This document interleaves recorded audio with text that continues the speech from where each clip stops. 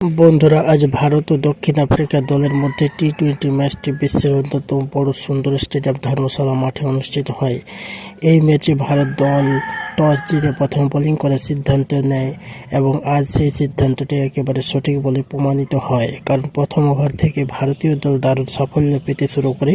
চতুর্থ বলে রিচা হেনরিক্স কোনো রান না করে আর্শদীপ সিংয়ের বলে আউট হয়ে যান। এরপর পরের ওভারে হর্ষিত রানা কুইন্টন ডি ককের উইকেট নেন। ডি কক মাত্র 1 রান করে আউট হন। তারপর ডোনাল্ড ব্রেভিস হর্ষিত রানার বলেই মাত্র 2 রান করে প্যাভিলিয়নে ফেরেন। এই সময় দক্ষিণ আফ্রিকার ইনিংস সামলানোর দায়িত্বে ছিলেন একমাত্র অধিনায়ক কেলিন মার্কারাম, কিন্তু অন্য প্রান্তে একের পর এক উইকেট পড়তেই থাকে। এরপর হার্দিক পান্ডিয়া ট্রিস্টান স্টাবাসকে আউট করেন, তিনি মাত্র 9 রান করেন। এরপর কার্বিন বস শিবম দুবের বলে ক্লিন বোল্ড হয়ে যান, মাত্র 4 রান করে আউট হন তিনি। ফলে দক্ষিণ আফ্রিকার 5টি উইকেট পড়ে যায় মাত্র 44 রানের মধ্যে। এরপর উইকেট পড়ার ধারা থামেনি। ডোয়েন ফেরেন্ট 20 রান করে বরুণ চক্রবর্তীর বলে আউট হয়ে যান এবং বরুণ চক্রবর্তী এরপর মার্কো জনসনকে ক্লিন বোল্ড করে দেন।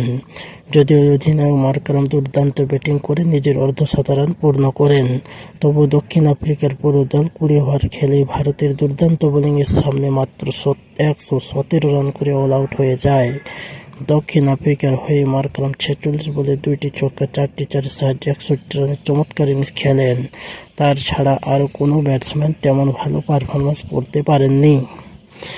ভারতের বোলিং ছিল অসাধারণ। আর্শদীপ সিং 4 ওভারে মাত্র 13 রান দিয়ে 2টি উইকেট নেন। হর্ষিত রানা নেন 2টি উইকেট। বরুণ চক্রবর্তী 4 ওভারে মাত্র 11 রান দিয়ে 2টি উইকেট নেন। কুলদীপ যাদব 2 ওভারে 12 রান দিয়ে 2টি উইকেট পান। এছাড়া শিবম দুবে, হার্দিক পান্ডিয়া 1টি করে উইকেট নেন। এরপর জয়ের জন্য ভারতের সামনে লক্ষ্য ছিল মাত্র 118 রান। টার্গেট তাড়া করতে নেমে ভারতের শুরুটা ছিল দারুণ।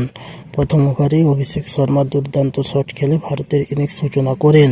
অভিষেক শর্মার ঝড়ো ব্যাটিংয়ের কারণে দুর্দান্ত রান উঠতে থাকে এবং পাওয়ার প্লে শেষ হওয়ার আগে 2 ওপেনার মিলে 60 রানের জুটি গড়ে তোলেন।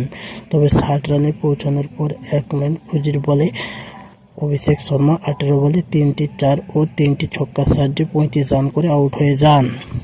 একদিকে শুভমান গিল খুব সামলে ব্যাটিং করছিলেন, অন্যদিকে তার সঙ্গ দিতে নামেন তিলক বর্মা, যিনি দুর্দান্ত ব্যাটিং করেন। 8 ওভার শেষে ভারত 1 উইকেট হারে 83 রান তুলে ফেলে।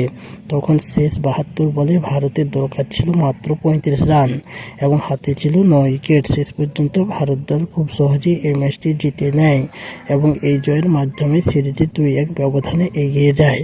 তাই বন্ধুরা, এখন যদি এই ভিডিওটিতে একটি লাইক, শেয়ার ও সাবস্ক্রাইব না করে থাকেন, তাহলে অবশ্যই ভিডিওটিতে একটি লাইক, শেয়ার ও সাবস্ক্রাইব করে আমাদের পাশে থাকবেন আর নতুন এই ভিডিওটি দেখার জন্য সাহায্য করে দিবেন। Thank you so much.